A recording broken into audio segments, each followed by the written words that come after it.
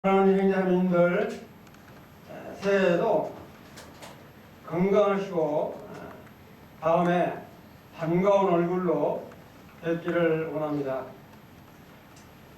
사모님이 와서 보니까 매주 찬양을 위해서 수고를 해주시고 또 떡과 잔을 준비하는 형제자매님들, 이 중에서도 수고를 많이 하고 계십니다. 각 처소에서 수고하시는 형제자매님들 위해서 박수를 치시면 좋겠습니다. 감사합니다. 오늘은 지금 우리가 사는 이 세대에 정말 종말이 곧 올 거다, 이렇게 생각하시면서 아마 사실 것입니다. 그래서 오늘은 주제를 종말의 필연성과 올바른 가치 추구라고 하는 주제를 가지고 이 말씀을 전하도록 하겠습니다. 우리 성도들은 하나님께서 거룩하시기 때문에 우리도 거룩해야 되며, 또 주님께서 영광 중에 계시기 때문에 우리 그리스도인, 우리 성도들도 영광 중에 있어야 됩니다. 그러면 무엇보다도 하나님 뜻에 합당한 삶을 살아야 되는데, 사실 그렇지 못한 경우가 많이 있는 것 같습니다. 정말 예측 불가능한 이 코로나 바이러스 환경과 우리가 원하지 않는 정치적 불안정 상태에서 참 적응하기가 너무 힘들어 아마 각 처소에서 나라를 위해서 부르짖어 기도하고 있는 것이 일상이 되었습니다. 정말 국민이 안전하고 편안한 마음으로 일상생활에 매진할 수 있도록 간절히 기도하면서 정말 이 정치권이나 이 정부를 오히려 국민들이 걱정해야 되는 이런 시대에 지금 우리가 살고 있습니다.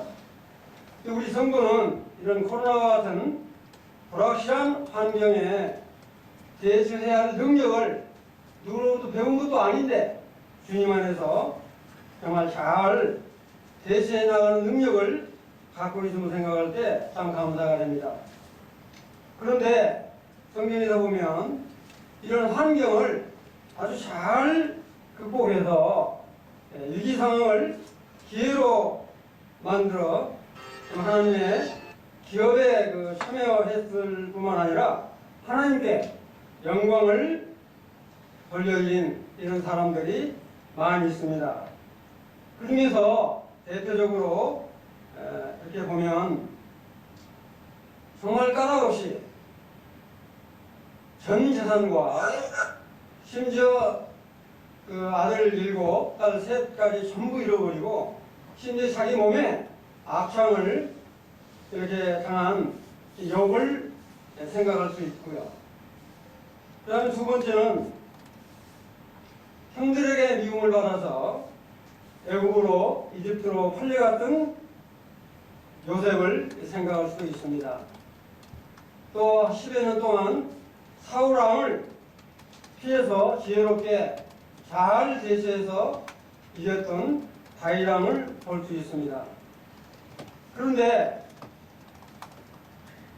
이렇게 환경을 잘 극복하지 못하고 기회를 놓쳐 하나님으로부터 버림받은 사람 또한 성경에 많이 언급이 되어 있습니다.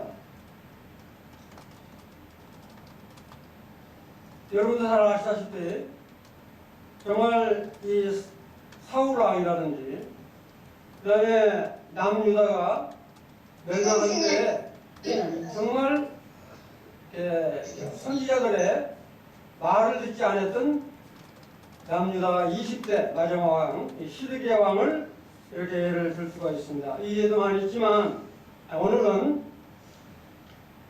정말 이와 같이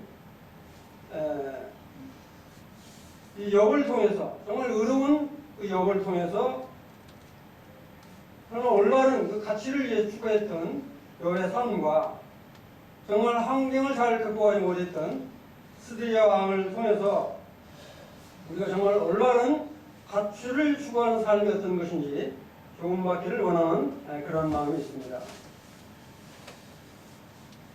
우리 주님께서 이런 말씀을 하시죠. 누구든지 하나님의 뜻대로 행하는 자가 내 형제요 자매요 어머니라, 그렇게 그 마가복음 3장 35절에 말씀을 하고 계시고, 또 마태복음 7장 21절에는 나더러 주여 주여 하는 자마다 다 천국 하늘의 왕국에 들어갈 것이 아니요 다만 하늘에 계신 내 아버지의 뜻대로 행하는 자야 들어가리라, 이렇게 말씀을 하고 계십니다. 하나님의 뜻대로 살아가려면 정말로 주님께서 기뻐하시는 그런 일을 해야 된다고 아마 모두가 생각을 하실 것입니다. 근데 주님이 기뻐하시는 일이라고 하는 것은 정말 크고 거창한 우리 힘에 붙여서 도저히 못하는 그런 일이 아니라 어찌 보면 너무도 당연한 그러한 일들이 대부분인 것을 성경에서 볼 수가 있습니다. 예를 들어서 지금 우리가 매주 하나님께 예배를 드리고 있고 수요일날 집회에 참석을 하는 것은 너무너무 당연한 일입니다. 그런데 실질적으로 코로나 전에 우리 대면에서 예배를 드릴 때 하고 정말 코로나 이후에 보니까 그전에도 그렇지만 작년 12월 6일부터 지금 이제 줌으로 이렇게 예배를 드리고 있는데, 이럴 때 정말 우리가 반가운 얼굴을 이렇게 보면서 예배를 드리고자 하는 마음들을 아마 다 가지고 계실 텐데, 그런 얼굴이 없을 때 우리 마음이 찡한데 우리 주님은 이런 상태를 보시고 얼마나 안타까워하실까, 이렇게 생각을 해보게 되었습니다. 우리 성도들이 하는 일이라고 하는 것은 정말로 주일 되면 예배를 드리고, 또 우리가 함께 집회에 참석을 하고, 또 전도를 하고, 또 어려운 지체들이 있으면 서로 돕고 하는 이런 일들인데, 이런 것들이 큰 일이라면 큰 일일 수 있고 아주 당연하게 할 일이라고 생각한다면 아주 당연한 일일 것입니다. 그래서 우리 성도들이 하는 일 중에는 정말 습관적으로 해야 되는 일이 있고요. 두 번째는 중요하기 때문에 꼭 해야 될 일이 있습니다.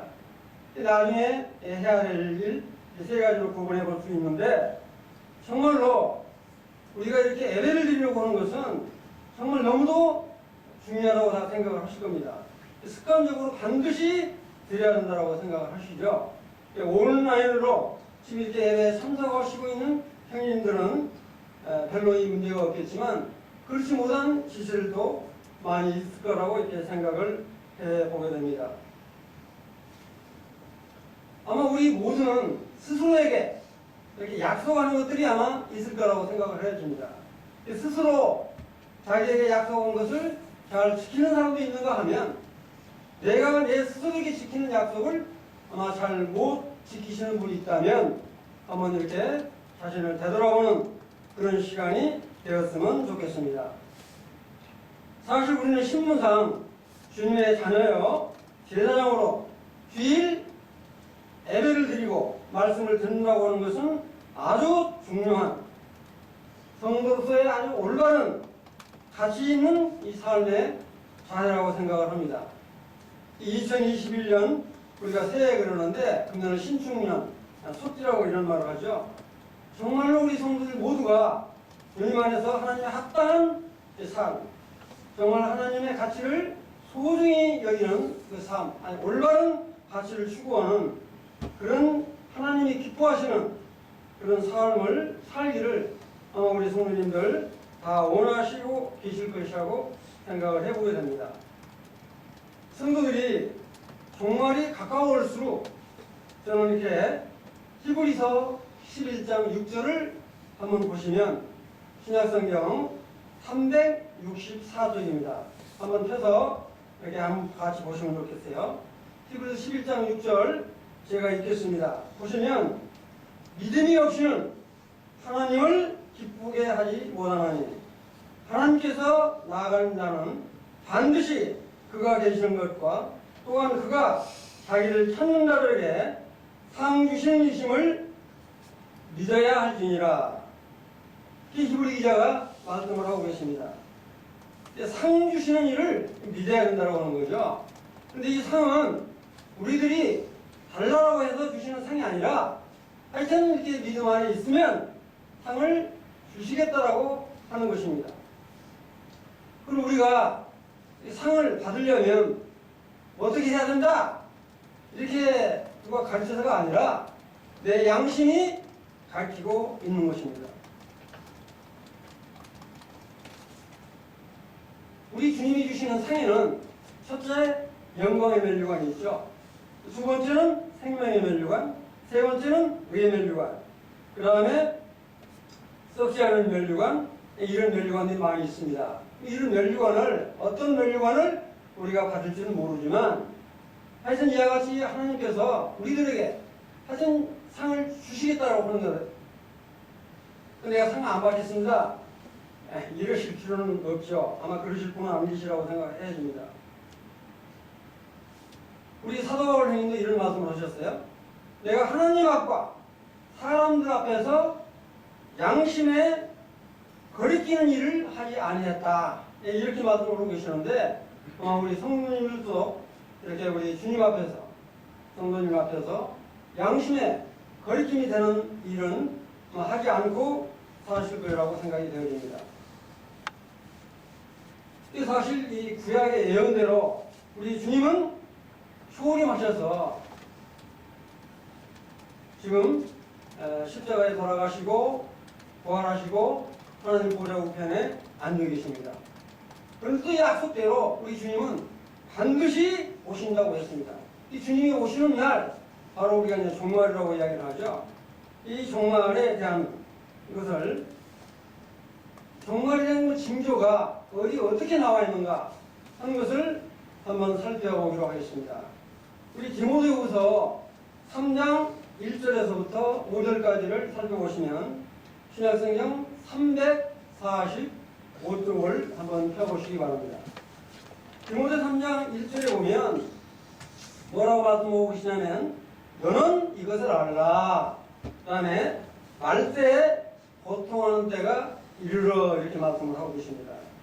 그 다음에 이 말세의 징조, 현상에 대한 것들을 3장 2절부터 쭉 언급을 하고 계시는데 첫째가 뭐냐?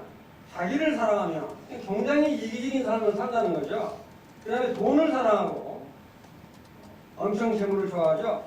그 다음에 자기를 이렇게 자랑하고 그 다음에 뻔내는 거예요. 교만하고 그 다음에 남을 비방하고 하여튼 남을 헐뜯지 않은 배리지 못하는 그 다음에 부모를 거역하며 요새는 그렇잖아요. 뭐 다른 나라는 볼 것도 없죠. 우리나라에서도 부모가 자식을 죽이고 자식이 부모를 죽이는 이게 아주 아무렇지도 않은 이런 세대가 됐을 뿐만 아니라 더군다나 감사하지도 않고 그 다음에 거룩하지 아니하냐 그러는데 거룩을 않다라고 하는 말은 이렇게 선한 사람과 악한 사람을 구별할 수 없을 정도로 되어버렸다고 하는 것이죠. 그 다음에 3절에 보면 무정하며 원통함을 품지 아니하며 풀지 아니하며 이게 무자비하다는 거죠. 그 다음에 뭐라고 그랬어요? 모함하며 절제하지 못하며 사나우며 그 다음에 뭐예요? 선한 것을 좋아하지 아니하며 그 다음에 이제 4절에 뭐라고 그랬어요? 배신하며 조급하며 자만하며 쾌락 사랑하기를 하나님 사랑하는 것보다 더하며 그랬습니다.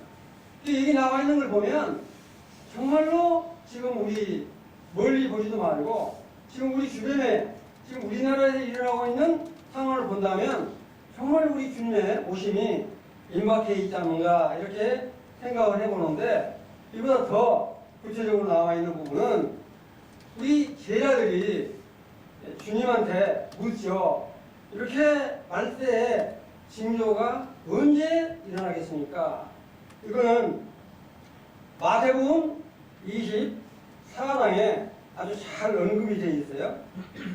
우선 이제 24장을 신약성경 41쪽을 이렇게 한번 펴보시기 바랍니다.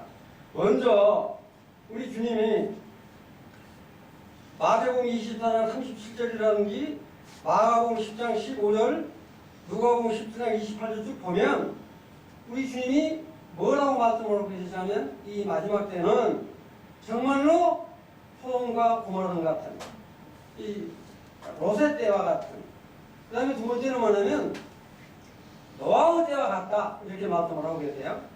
근데 누가복음 10장 28절에 보면 이런 말씀이 있어요.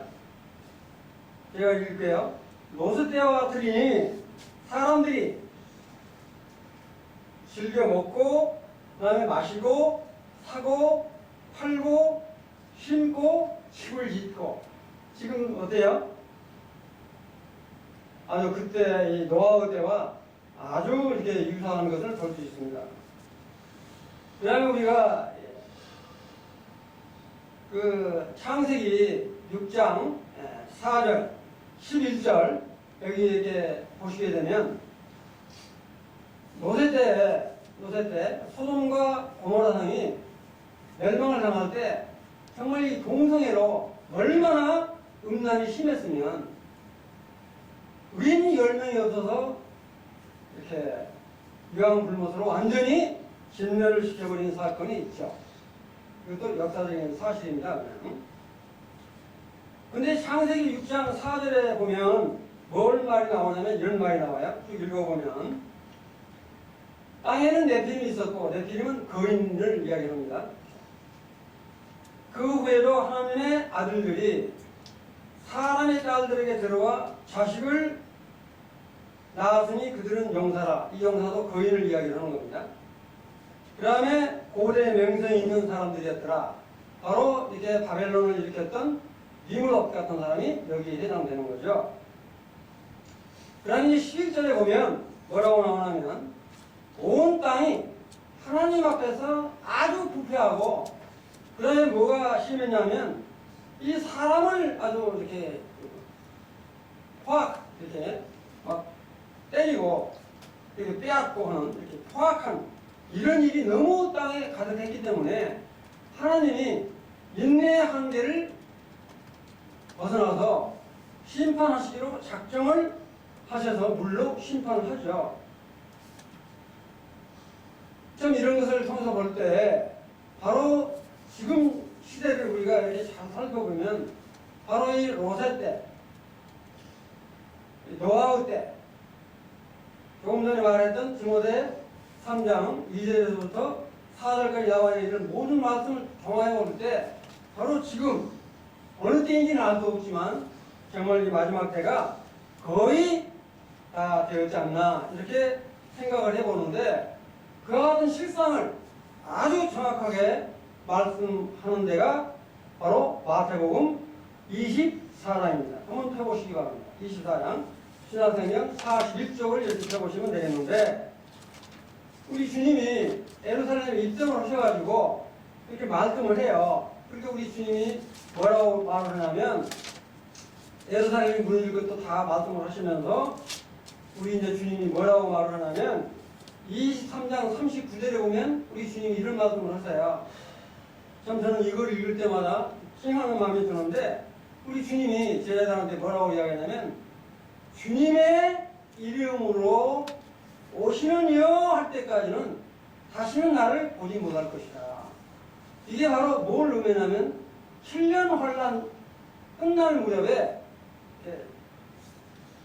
지상재림을 할 때를 지금 말씀을 하고 계시는데, 그러면서 마태복음 24장에 딱 들어가면 바로 마태복음 24장과 25장은 거의 이렇게 연결됐다고 보시면 됩니다. 옛날에는 장절 표시가 없었기 때문에 지금 우리가 24장 따로 있고 25장 따로 있는 걸로 생각되어지는데, 우리 주님께서 제자들에게 이야기할 때 이와 같이 24장 7년 환란을 쭉 이야기를 하시면서 바로 이어서 천년 왕국에 대한 것들을 설명하고 계시는데, 그거 다 보지 않고 중요한 몇 절만 제가 보도록 하겠습니다. 우선 24장 전체를 요약해서 본다면 24장 6절에서부터 14절까지는 우리가 보통 7년 환란이라고 그러죠. 이 7년 환란은 3년 전반. 그래서 지금 6절에서부터 14절까지는 3년 전만에 일어난 것들을 언급을 하고 계시고, 그 다음에 15절부터 28절까지는 그 3년 반에 이렇게 환란을 쭉 언급을 하고 계시고, 그 다음에 29절부터 31절까지는 환란 이후에 일어나는 사절들을 아주 잘 언급을 해놓고 있습니다. 그 다음에 이제 25장으로 딱 넘어가면, 바로 이어서 25장 딱 넘어가면, 제일 먼저 열천의 비유가 나오고, 달란트 비유가 나오고, 그 다음에 민족 심판이 나오는데, 다른 것은 다 그만두고, 민족 심판에 대한 것들만 말씀을 드리려고 합니다. 그럼 먼저, 마태복음 24장 3절을 한번 이렇게 보시면, 뭐라고 나오냐면, 예수께서 갈망한 일에 앉으셨을 때, 제자들이 조용히 와서 이르되 우리에게 이르소서 어느 때에 이런 일이 있겠사오며 주님의 임하심과 세상 끝에는 무슨 징조가 있사오리까. 그래서 지금 우리가 말씀하신 대로 쭉 이렇게 설명을 나오는데, 그 24장 5절에 한번 보시면 지금 이런 사람들이 너무 많죠.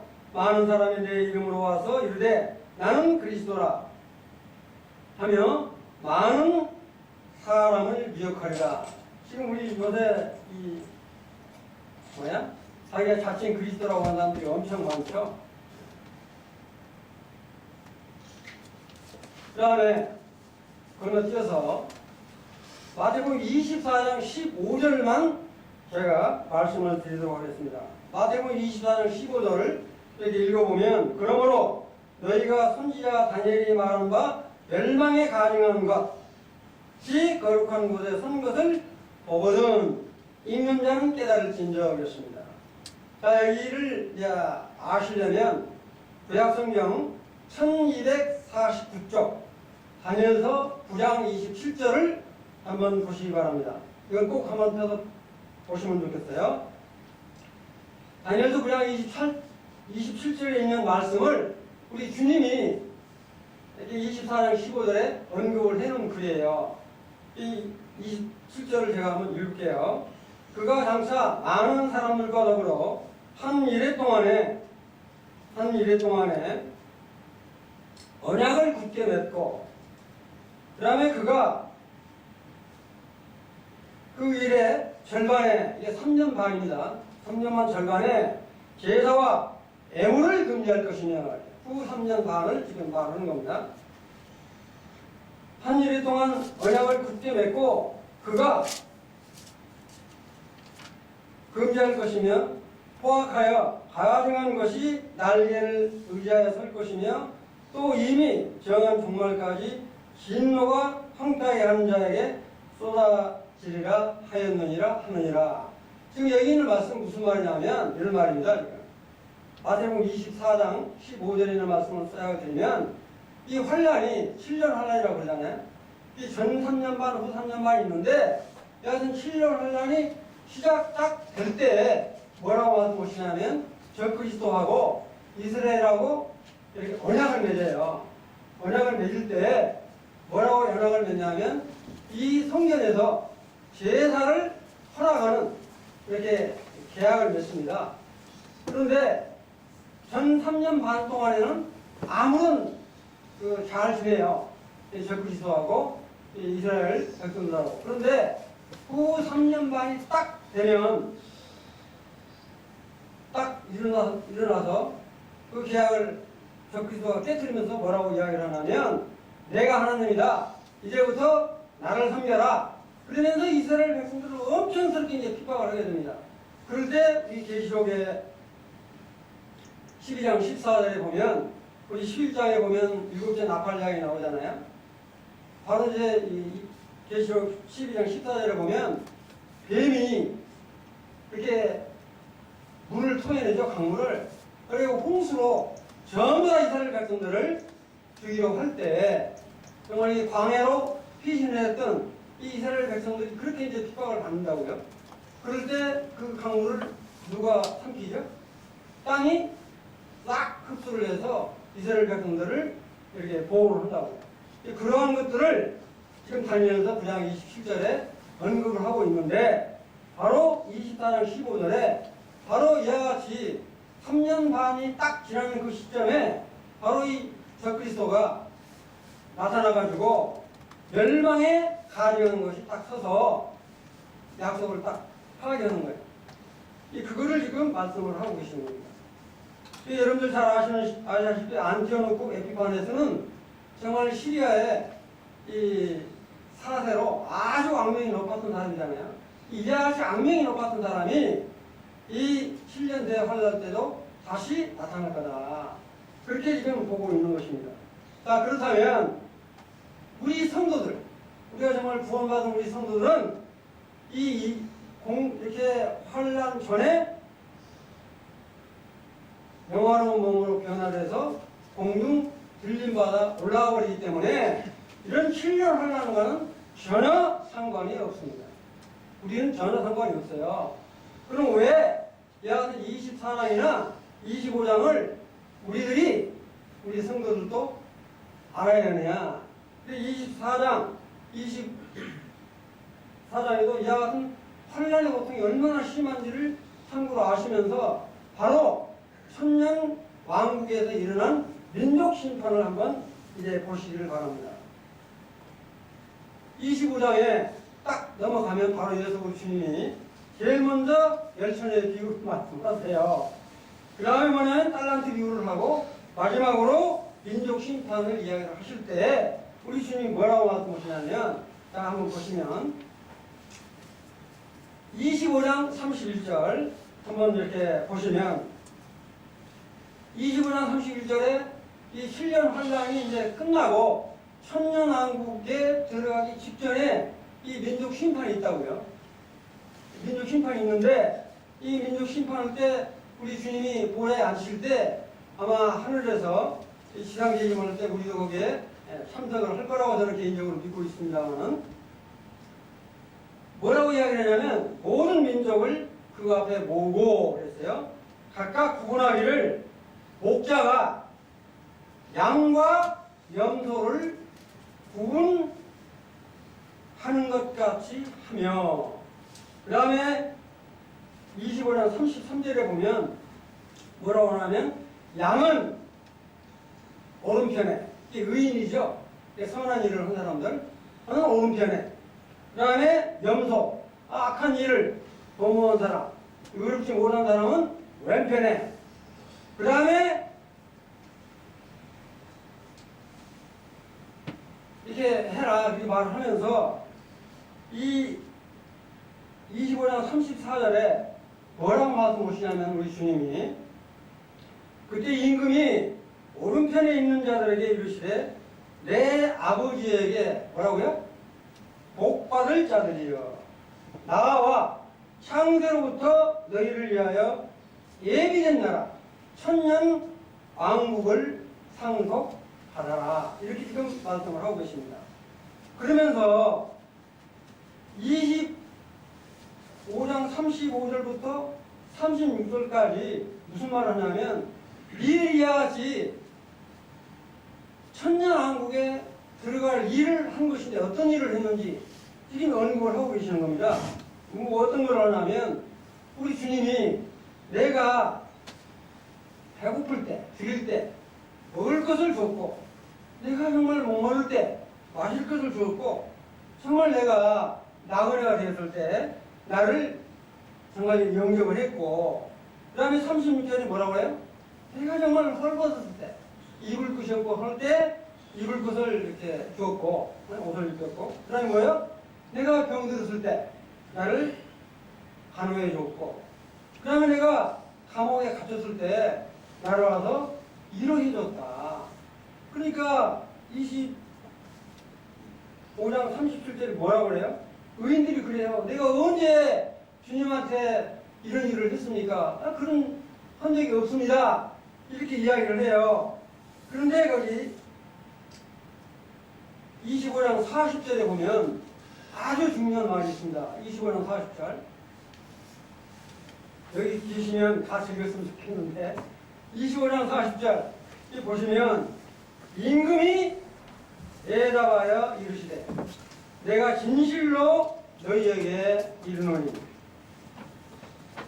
너희가 뭐라고 그러세요? 너희가 여기 내 형제 중이라고 개혁성경에는 그렇게 나와 있는데 금정역에는 뭐라고 나오냐면 이들 내 형제 중에 그렇게 나와 있습니다. 이들 내 형제 중에. 여기 설명을 드리면 무슨 이야기냐 이거예요.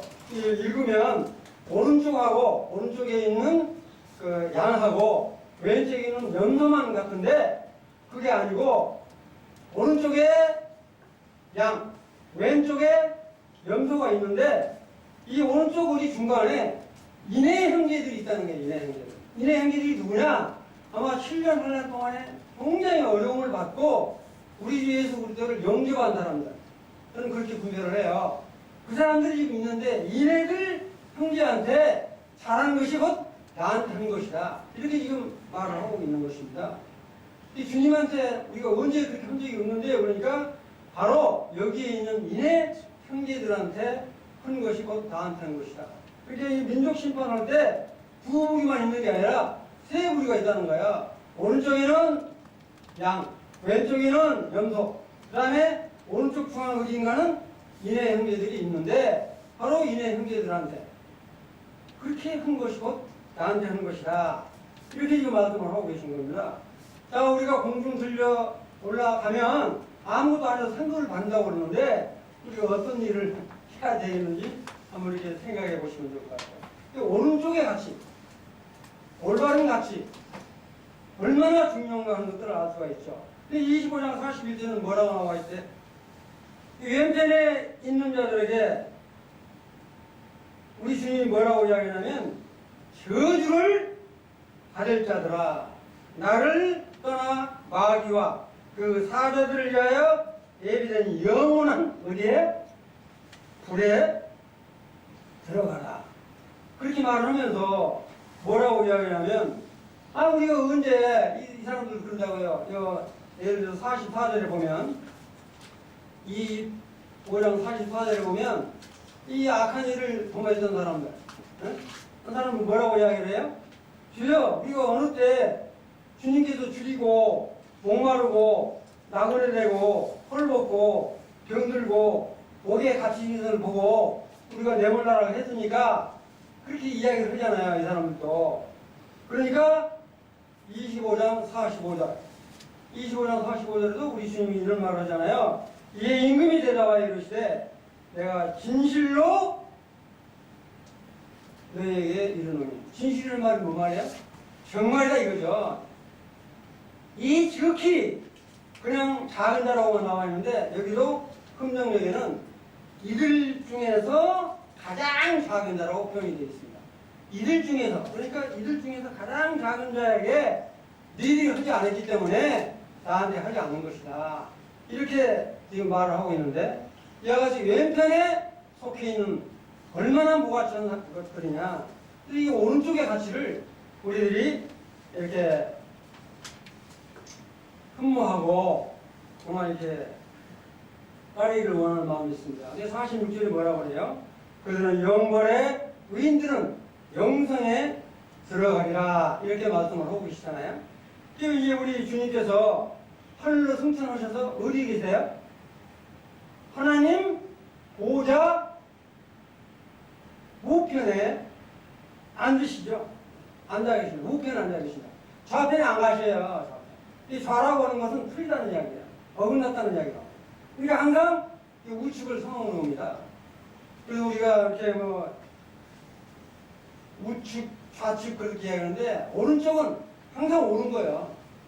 좌는 항상 그런 거고 해적시대는 없는 겁니다. 우리 믿는 사람. 자, 그렇게 이야기를 하면서 뭐라고 이야기하냐면 우리 주님은 대제사장이잖아요. 이 구약 때 대제사장이나 제사장은 성소에서 하루 종일 앉아있지 못해요. 서서 계속 일을 한다고. 왜냐하면 일이 안 끝났기 때문에. 근데 우리 주님은 어때요? 우리 주님은 십자가에서 구원을 안당하시고 다 이뤘다 하시고 하늘로 승천하신 다음에 어떻게 해요? 하나님 보좌 우편에 앉아 계신다. 이렇게 말씀을 하고 계시는데 이 굉장히 이 우편 오른쪽이라고 하는 말이 성경에 우리가 35군데나 나와요. 근데 여기에 한 군데만 제가 딱 찾아볼게요. 히브리서 10장 12절 신약성경 362쪽을 한번 펴보시면 좋겠어요. 히브리서 10장 12절 거기 뭐라고 나오시냐면 이렇게 나옵니다. 오직 그리스도는 죄를 위하여 한 영원한 제사를 드리시고 하나님 우편에 서 계세요? 앉아 계세요? 앉아 계신다. 앉으사. 왜냐하면 일 다 맞추셨기 때문에 이 구원을 완성하고 다 맞추셨기 때문에 하나님 보좌 우편에 서서 서성거리는 게 아니라 요약대처럼 앉아서 안식하고 계신다. 지금 이렇게 말씀을 하고 계세요. 근데 이와 같은 말씀들이 많이 있는데 자 우리 주님이 이렇게 그 제자들이 바다에서 고기를 잡다가 고기를 못 잡으니까 그물을 어디에 던지라고 그러시죠? 오른편에 그물을 던져라. 그러니까 주님의 말씀을 듣고 오른편에 그물을 던졌더니 그물을 들 수 없도록 가득히 고기를 잡더라. 요한복음 21장 6절에 언급이 되어 있습니다. 그 우편의 가치라고 하는 것이 얼마나 귀하고 아름다운지. 그리고 우리 성도들은 야 올바른 가치. 이 올바른 가치라고 하는 것이 바로 뭐냐면 우편지향적인 가치를 지금 말하고 계시는 겁니다. 이 성경에서 이런 올바른 가치, 정말 우편향인 삶을 살아내는 사람들과 이와는 반대되는 사람들이 있는데 정말 우리 주님은 이 땅에 오시면서 어떤 게 왕국을 이루시기를 원했냐면 정말로 공평하고 정의롭고 공의로운 하늘의 왕국을 이루시기를 원했던 거예요. 마태복음에 보면. 그러나 자기 백성들이 거절을 함으로 이루지 못했어요. 그래서 하나님께서 우리 인간들에게 주신 건 뭐냐면 양심을 허락해 주셨고 그 다음에 구약때는 율법을 주셨는데 어디든지 바로 이 법이 있고 도덕법이 있어요. 그리고 양심과 도덕 이와 같은 법에 따라서 이렇게 살도록 하셨는데 좌편향적인 사람들 그런 사람들은 자기를 스스로가 하나님이 돼서 우리가 공평하고 정의롭고 공의로운 사회를 이룰 수 있다라고 주장하는 사람들이 바로 좌편향적인 사람들입니다. 실제는 그러지도 못하면서. 근데 이와 같은 것들이 뭐냐면 정말 이렇게 살았던 의인들은 뭐냐면 정말 양심에 따라 이와 같은 도덕의 가치를 기준히 여기면서 좀 살았던 사람을 우리 하나님께서는 의롭게 여기실 뿐만 아니라 이런 사람들은 하나님처럼 살았던 사람이 아니에요. 그런데도 하나님이 의롭다라고 여겨주신 거다 하는 겁니다. 자, 이 의롭게 산 사람들은 성경에 엄청 많이 있습니다. 뭐 에녹부터 시작해서 노아, 욥, 요셉, 엘리야, 사무엘, 이사야, 에레미야, 뭐 이사야, 다니엘, 호세야 뭐 엄청 많은데 이 사람들 다 이야기할 수 없고 제가 오늘 이야기하고 싶은 거는 우리가 욥기를 여러분들 잘 아실 거예요. 욥기를. 근데 욥은 정말로 이렇게 의로운 사람이었어요. 그런데 욥이 아까도 이야기했지만 정말로 재력가였어요. 그리고 그렇게 아들이 7에다가 딸이 3인데 하루아침에 아주 이렇게 세상말로 알거지가 되고 정말 몸에 악창이 나서 지금 자기 집에도 못 있고 정말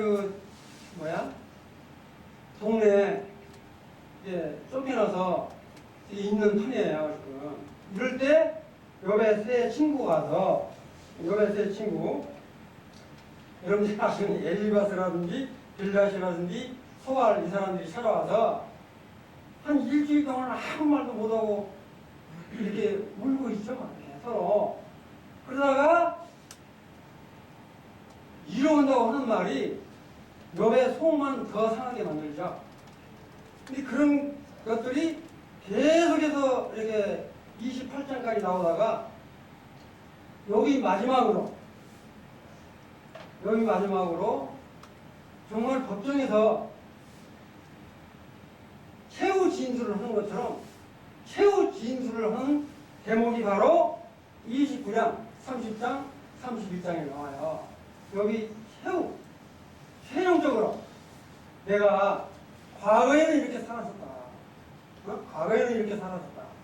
근데 현재 내가 어떻게 살고 있는지 그런 부분들을 마지막 최후 진술을 하는 부분이 바로 29장, 30장, 31절에 이렇게 언급이 되어 있는데 이걸 다 볼 수는 없고 중요한 대목만 몇 군데 보겠는데 이때 욥이 여러분들 생각에 욥이 그냥 의인이라 이렇게 생각하실지 모르는데 29장 25절을 먼저 한번 이렇게 구약성경 788쪽입니다. 788쪽 788쪽 여기 29장 25절에 보면 여기 최후 진술하면 무슨 말을 하냐면 이런 말을 해요.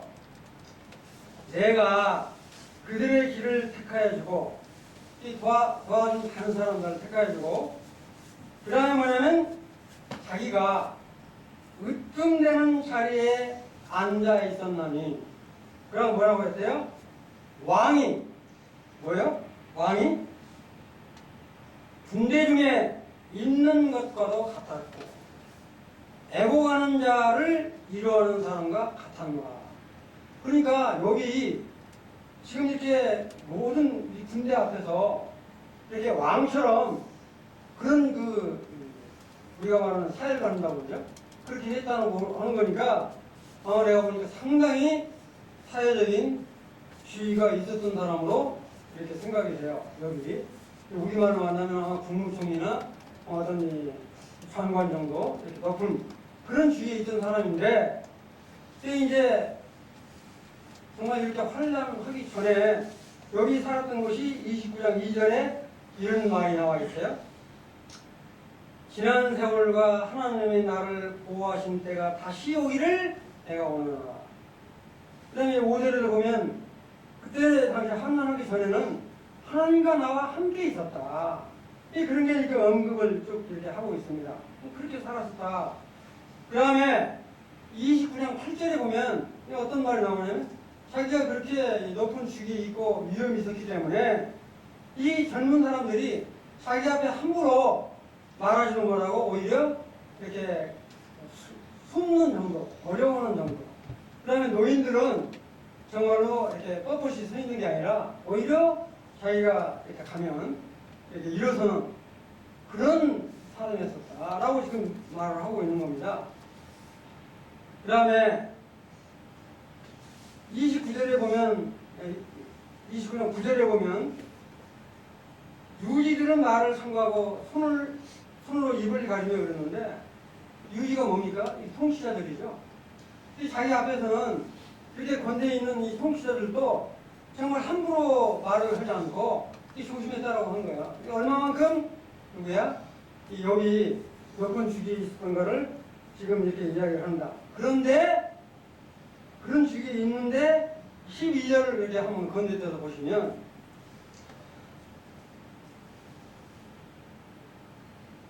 부르짖는 빈민과 도와줄 자 없는 고아를 내가 건졌다. 그러니까 아주 가난한 사람, 이 고아, 가부들 다 도와준 거야. 그 다음에 15절에 보면 뭐 말이 나오냐면 나는 정말 이 눕는 사람과도 내가 여인한테 눈의 역할을 해줬고 다리 저는 사람한테 다리의 역할을 해줬다. 그 다음에 뭐냐면 16절에 보면 아마 재판도 했던 것 같아요. 그 사람이 빈궁한 자의 아버지가 되어서 내가 모르는 사람들의 송사를 돌봐줬다. 송사. 이 송사가 바로 뭐예요? 이제 소송하고 그러면 재판을 한 거잖아요. 이와 같이 욥이 이런 일들을 하는 것을 보면 우리가 이렇게 하는데 여기 이제 지금 자신의 처지를 이렇게 친구들한테 하소연을 하는데 바로 30장 1절에 한번 이렇게 보시면 이런 하소연을 해요. 이제는 나보다 젊은 자들이 나를 비웃는구나. 그 비웃는 그들은 내가 보기에 내가 젊은 날에 내 양떼를 지키는 개들 중에 둘만하지도 못한 자들이다. 그런 자들한테 내가 지금 비난을 받고 있다. 조롱을 받고 있다. 이렇게 지금 말을 하면서 30장 10절에 보면 얼마나 악창이 들려서 아픈지 내가 밤이 되면 내 뼈가 쑤시니 나의 아픔이 쉬지 않는다. 지금 이렇게 새우 진술을 지금 하고 있습니다. 그러면서 20절에 뭐라고 나오냐면 내가 이런 상태에서 주님께 부르짖어 기도하고 있는데 주님이 대답을 해주지 않는다. 주께서 그런 나를 돌아보지 않고 계신다. 이렇게 끝까지 정말 주님을 의지해서 말하는 우리 여배의 모습을 보고 있습니다. 그러면서 31장 6절에 보면 이제 이런 말이 나와요. 이제 마지막으로 하는 말인데 뭐라고 나오냐면 여기 친구들한테 하나님께서 정말 이 공평한 저울을 갖다가 내가 죄가 얼마나 있는지 한번 달아보면 좋겠다. 그렇다면 주님께서 나를 온전하신 것을 아실 것이다. 이렇게 지금 여기 하소연을 하고 있는 대목이 나오게 됩니다. 그러면서 뭐라고 하냐면 내가 정말로 나를 미워했던 사람들 멸망되었을 때 내가 좋아해 본 적 없다. 그리고 재난을 당한다고 해서 내가 좋아해 본 적 없는 그런 사람이었다. 이렇게 말을 다 마치고 나니까 바로 여러분들 잘 아시는 이 엘리후가 나타나가지고 이걸 또 호되게 뭐라 하죠. 이렇게 여기 이제 이 엘리후가 말하는 거는 바로 32장부터 37장까지 엘리후가 또 이걸 완전히 좀 뒤집어 놓죠. 여기 이야기를, 이 엘리후의 이야기를 다 듣고 그때 비로소 우리 하나님이 딱 나타나서 바로 38장부터 41장까지 하나님께서 여에게 이 천지창조를 지을 때 네가 나와 함께 해본 적이 있냐라고 해서 쭉 말씀하시니까 우리 여기 탁 엎드리죠. 하나님 내가 잘못했습니다. 네? 회개를 하면서 여기 무슨 말을 해요? 40장 5절에 이런 말을 해요. 여기 내가 죽게 대하여 귀로 듣기만 하였다오나 이제는 눈으로 주를 배웠나이다. 우리도 이렇게 귀로 듣기만 했는데 정말 우리가 이렇게 어려운 시국 때 정말로 눈으로 보는 그런 우리들이 됐으면 좋겠다. 이런 소원을 들어봅니다. 이와 같은 것들을 다 하면서 우리 주님이 축복을 해주죠. 갑절이나 축복을 하는데 이건 그냥 건너뛸게요. 그래서 결국에는 여기 대나 축복을 더 받는 이와 같은 욥의 일생을 보게 되는데 욥이 한 일을 보면 높은 지위에 있었기 때문에 그와 같은 일을 하는 것이 아니라 정말 자기 양심에 따라서 하나님의 가치로 정말로 올바른 가치를 가지고 살았던 사람인 것을 우리가 볼 수가 있습니다. 근데 이와는 정반대되는 삶을 살았던 사람을 제가 길게는 말씀 안 드리고 정말로 남유다가 멸망에 갈 때 정말 이 시드기야 왕을 보게 되면 이 여러분들 잘 아시다시피 남유다가 BC 605년에 1차 포로로 여러분들 잘 아시는 다니엘과 세 친구가 왕과 함께 끌려갔잖아요. 그때부터 이 바벨론에 계속이 되어 있는 상태예요. 그리고 8년 후에 597년에 또 이렇게 2차로 끌려가고 그 다음에 시드기야 왕 BC 586년, 심지어는 1차 포로로부터 19년이 지난 그때 정말로 나라가 위급한 상태에 절대로 외국을 의지하지 마십시오. 외국을 의지하면 안 됩니다. 망합니다. 이렇게 지금 이야기를 해요. 그리고 에르미야가 뭐라고 이야기를 하냐면 아주 시드기야 왕한테 대놓고 이야기를 해요. 에르미야 32장 3절 5절 제가 그냥 읽지 않고 설명을 드릴게요. 시드기야 이렇게 에르미야가 집에 가셔서 1102쪽에 에르미야 32장 3절을 쭉 읽어보시면 이 에르미야가 시드기야 왕한테 뭐라고 하냐면 절대로 이렇게 만약에 바벨론하고 싸우거나 그러고 그러면 당신이 왕을 이렇게 대면을 하고 당신 눈이 이렇게 뽑히고 정말로 멸절을 당합니다. 그런 말을 하니까 이 시드기야 왕이 그 말을 듣고 에르미야를 가둬버리죠. 근데 그 말대로 바로 에르미야가 말대로 이 시드기야 왕이 이렇게 싸우다가 결국에는 느부갓네살 앞에 끌려가서 느부갓네살 앞에서 이 시드기야 왕 앞에서 자기 자식들이 죽임을 당해요. 그 얼마나 처참해요? 그리고 자기는 두 눈이 뽑힌 채에 바벨론으로 끌려가는. 그러니까 이와 같은 것들을 이사야 선지자로 이야기를 했고 에레미야 선지자도 한두 번 이야기한 게 아니라 여러 번 이야기를 했어요. 정말 애굽을 의지하면 안 됩니다. 안 듣다가 이와 같이 멸문제하를 당하는 이런 것을 보게 될 때 정말 우리가 오른쪽의 가치를 추구하는 삶과 왼쪽의 가치를 추구하는 삶에 얼마나 다른가 이런 것들을 이렇게 보게 됩니다. 그래서 제가 이제 말씀을 마치려고 하는데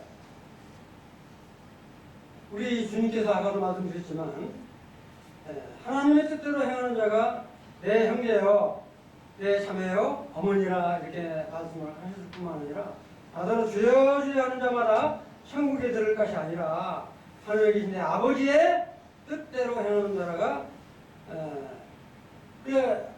아버지의 뜻대로 행하는 자에 뭐예요? 정말 이와 같이 올바른 가치를 실현하는 정말 우편향적인 사고를 가진 자들의 삶이었다라고 저는 생각을 합니다.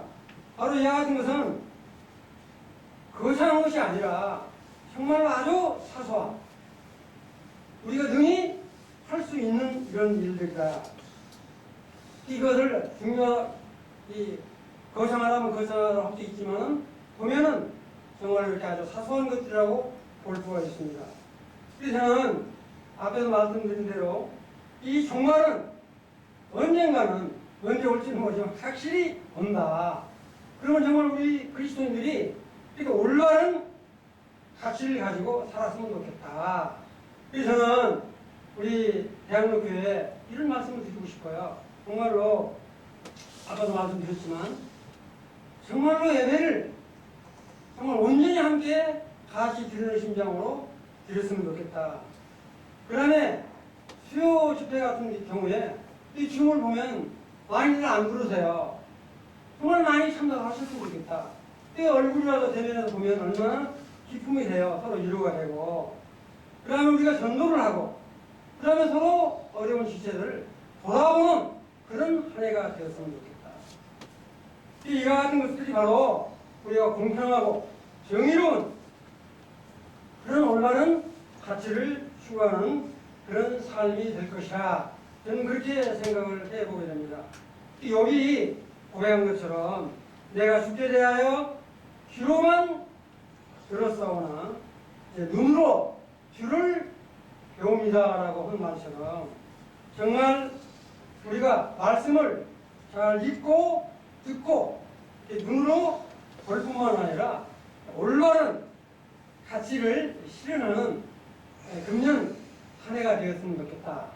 이런 소망을 드리면서 말씀을 마치도록 하겠습니다. 감사합니다.